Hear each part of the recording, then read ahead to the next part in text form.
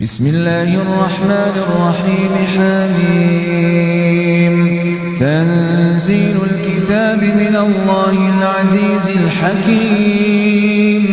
إن في السماوات والأرض لآيات للمؤمنين وفي خلقكم وما يبث من دابة آيات لقوم يوقنون واختلاف الليل والنهار وما أنزل الله من السماء من رزق فأحيا به الأرض بعد موتها وتصريف الرياح آيات لقوم يعقلون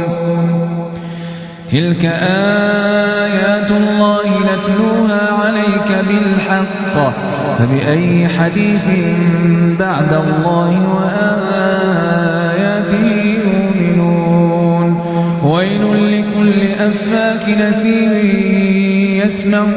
آيات الله تتلى عليه ثم يصر مستكبرا كأن لم يسمعها فبشره بعذاب أليم وإذا علم من آياتنا شيئا اتخذها هزؤا أولئك لهم عذاب مهين من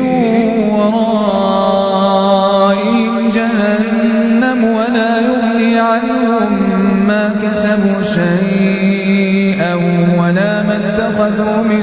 دون الله أولياء ولهم عذاب عظيم هذا هدى والذين كفروا بآيات ربهم لهم عذاب من رجز أليم الله الذي سخر لكم البحر لتجري الفلك فيه بأمره ولتبتغوا من فضله ولعلكم تشكرون الله الذي سخر لكم البحر لتجري الفلك فيه بأمره ولتبتغوا من فضله ولعلكم تشكرون وسخر لكم ما في السماوات وما في الأرض جميعا منه إن في ذلك لآيات لقوم يتفكرون قل للذين آمنوا يغفروا للذين لا يرجون أيام الله ليجزي قوما بما كانوا يكسبون من عمل صالحا فلنفسه ومن أساء فعليها ثم إلى ربكم ترجعون ولقد آتينا بني إسرائيل